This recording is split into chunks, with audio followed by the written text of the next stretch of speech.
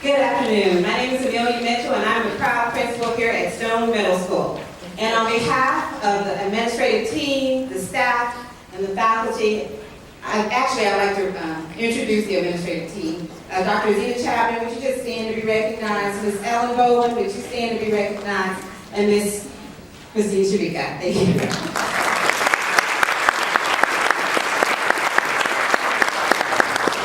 I thank you and welcome you to Stone Middle School to honor our dear colleague, teacher, friend, sister, and family member, Ms. Sue Niskorski.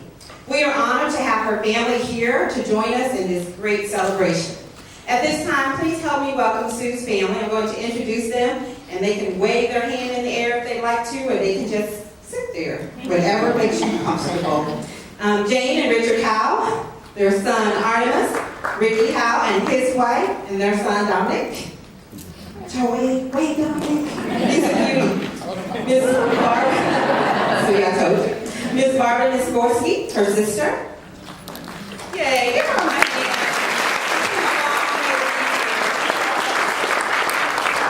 And yes, this is her twin sister, identical sister, Joyce and Thomas Dow.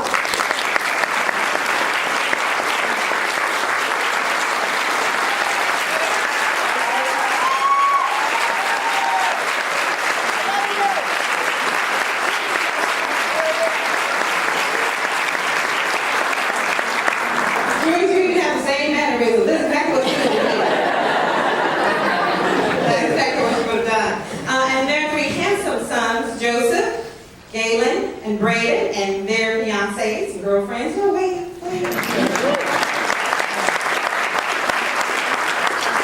Because you guys don't know, you're now part of our family, the Stone family. Thank you for being here. I would also like to welcome all of our students and their families who joined us in this celebration. We all have some principals. Principal at Open Stone, Ms. Susan DeCarpo. Susan, stand.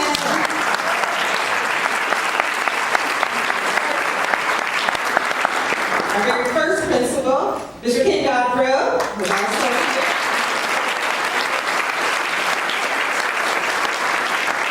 Mr. Scott Phillips and his wife is here.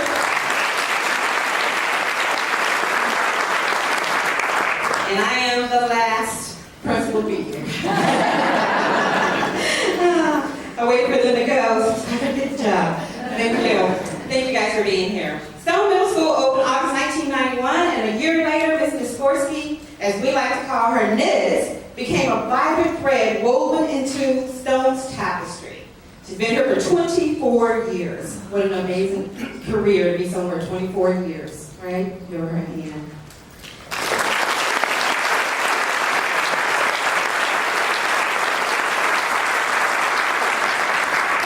When I was introduced as principal of Stone Middle School 4 years ago, Niz was one of the first people I met.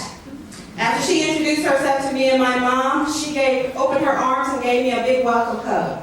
A few minutes later, she took my mom on a tour of the building. My mom was seeing all kinds of places and getting really acquainted with the building until she mentioned going to her room to show my mom her big snake. Named Mustafa. Needless to say, that's where the tour ends. Whenever I saw Ms. Niz, she would always ask me about my mom. How's your mom doing? Is everything okay with your family? And that's just the kind of person she was. When she met a friend, they were a friend for life. This is a celebration about Ms. Niz, our beloved teacher. So I decided to ask the few students about her. One student said, and I quote, "She was always so cool. And she used cool words. Like gnarly." Y'all know what I mean? Y'all know what gnarly means. I had to look it up. She would use cool words like crap. I didn't know they were cool words until I said it. They wanted to be cool, okay. She would say phrases like, "That's so rad." She was kind of like a hippie, you know? And she couldn't say water. I don't know what that was about. She would say water. Right? Am I telling the truth? She would say water. And she called everybody dude. Dude. When she first called me dude, I was like, wait, hold on. Is this a term of endearment? Or what? Angie, though, said when she called me dude, it made me feel like we were friends. And so maybe that's what the word dude meant. Another student said she was cool because she gave us candy. And we got a little candy right here. And I was going to make it rain, but y'all don't understand that. But she always gave kids candy. And I said, well, what would she give you candy for? And she said, oh, if you did something nice for her, you helped her, you picked up a piece of paper, you helped another student. She said, get a piece of candy, kid. And they would. Another student reported that Miss Smith spent all her money on her students because she would buy tape and candy. Now that's an interesting combination, but the tape was for the interactive notebook. You see, you had to have an interactive notebook because you had to remember what you learned in science. And the candy was for us to eat. She never ran out of dum-dums. I said, she couldn't get you some Smarties? But anyway, it was dum-dums. My favorite quote was by a student named Lena. And Lena said, she made science make sense to me. She made science make sense to me. That's profound, isn't it? That's really profound. Another student, Michael, said, she made learning exciting. Goodness. I wasn't that kind of teacher. Nobody ever said I made it exciting, but she made it exciting. One student said Miss Niz would say hi to everyone. I wasn't even in her class, but she knew my name, which made me feel good. When asked what was the best thing about Miss Niz, her students reported her smile, her laugh, and her sense of humor. She always smiled, and her laugh was contagious. It was a big old burly laugh. And she always had funny stories to share. She even asked for her phone. Niz Pizzeria. Niz Baker. You got the wrong number. You call back and she said, oh, you want Miss Niz's room. She always had funny things to say. Niz had a way with words. They would just fly out of her mouth. She would articulate like words that begin with the letter F. You know, like funnel, flask, fossil.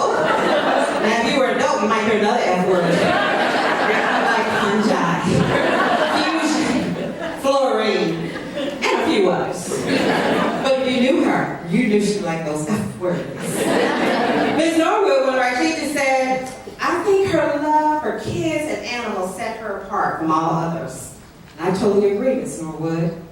She was a scientist, and she loved teaching her students about things, living things, like plants, animals, and humans. She was able to take a very complex task and text and break it down into a very understandable term, which is what a good teacher is able to do. She enjoyed and she understood teaching and learning. She loved her students. She made science fun, which is a lesson we all can learn. Some people come into our lives and quickly go. Some stay for a while, leave footprints on our hearts, and we're never, ever the same. Author unknown. Mrs. loved her students. She loved her friends, and she loved the Stone community because we were her friends. I had the distinct pleasure of knowing her, caring for her, and calling her my friend. We welcome you, and I thank you so much for being here and helping us celebrate her life. Thank you so much.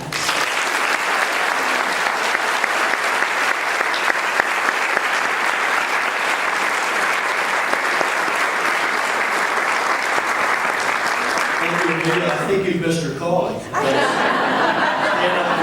Tough act to follow. Please bear with me. This old mind, I have to write things down now. I can't just retain them as I used to, but please bear with me. I know this has been a tough couple of weeks for the Stone community, and I sure respect that. Good afternoon. There are many different occasions that bring people together, but to gather as a group, to share our feelings, open our hearts after the death of a loved one, family member, colleague, and friend is always a very special occasion.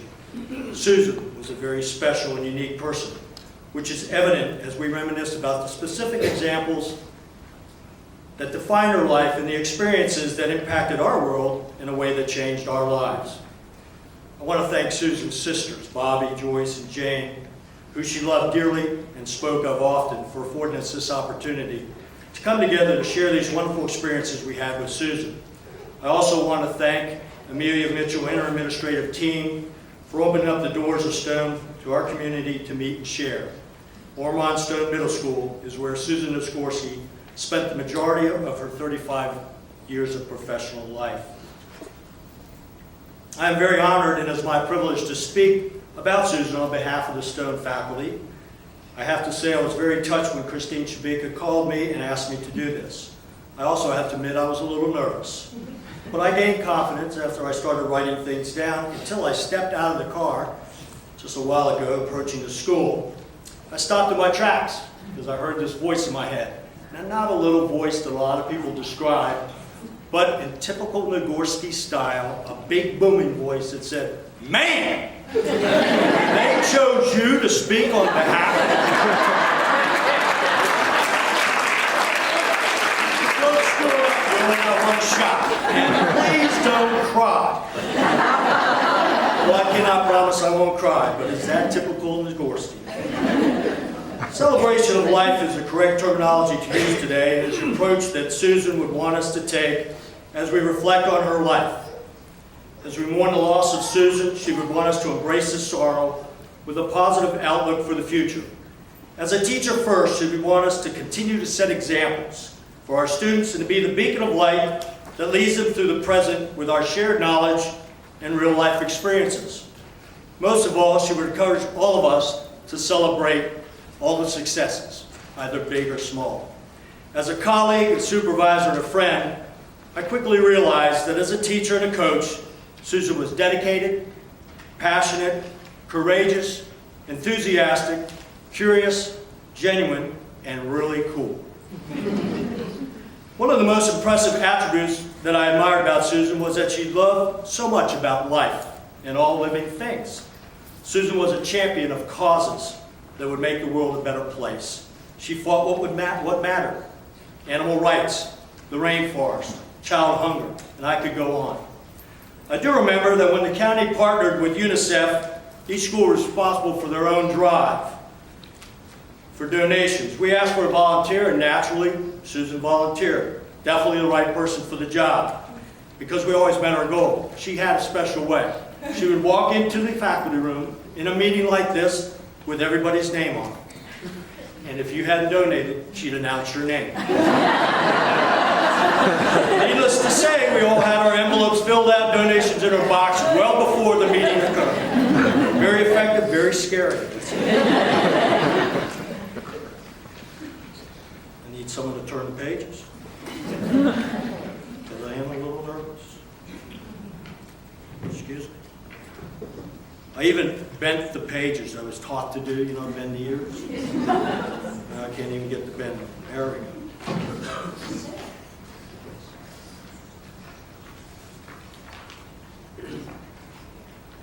Susan had a thirst for new adventures and experiences, which were evident in her expressed joy and enthusiasm. When she was chosen to travel to China under the Fulbright Scholarship Program, she traveled and studied in Poland to embrace the riches of her heritage. Went to Florida with selected science students annually to study wildlife, sea life, and other parts of the environment. And her trip to England with the students' exchange program between Stone Middle School and the Warner School in England. When she came home from these trips, she was lit up. She couldn't wait to share all of these experiences with her friends, her colleagues, and most importantly, with her students. I had the distinct pleasure of hiring Susan for a vacancy that we had at Stone. It was the summer of 1993, 1 year later. We were kind of limited in staff as we are in the summer, very few administrators, and I was the director of student services at the time, and Mrs. DeCorpo was our principal. And we were the only two there, so we were running the interviews that day. And the way we set it up, since there was just the two of us, is that we would have the candidates in the office area, in the lobby, and one of us would go out and meet that candidate and introduce themselves, try to make them feel welcome, while the other one stayed inside the conference room at the table with the questions, and they were to facilitate the interview, take control and do what they needed to do. Now, anybody that knows Mrs. DeCorpo knows that she is very, very tight on proper decorum and protocol. You had to represent professionally, especially when you were interviewing candidates. So we were dressed up on a hot summer day. It's a suit. She was dressed to the nines. And we were ready to go. She said, Ken, you go ahead and you run this interview. You got the questions. I'll go out and meet the candidate. So she went out and met the candidate. There is Susan Nisgorski, dressed appropriately, but in her bold colors, in her unique style. Susan went out and met. She brought Mr. Nisgorski in. Mr. Nisgorski walks in the room. I stood up and she goes, "Hi! Susan Nisgorski, I'm here to go for the science position. I'm happy to be here. Have a seat." Sit down. Well, right away I get a look from Mrs. DeCorpo because that's not proper decorum. But Sue said, "Sit down." So I sat. She served the ace. Before I knew it, it was 4 love. Ken Godber was in no control. Because the first question is supposed to be a real easy one, you know. Tell us a little bit about yourself. Tell us about why you got into education and why you want to teach at Stone. Well, that's the only question I got to ask. She ran away with the whole interview. She answered every question on my list without even looking at it. She showed us everything. She's standing up. She's sitting down. The whole place is lit up with energy. So right before she left, she stood up. She said, "Thank you very much. I'm your science teacher. And by the way, call me Nids."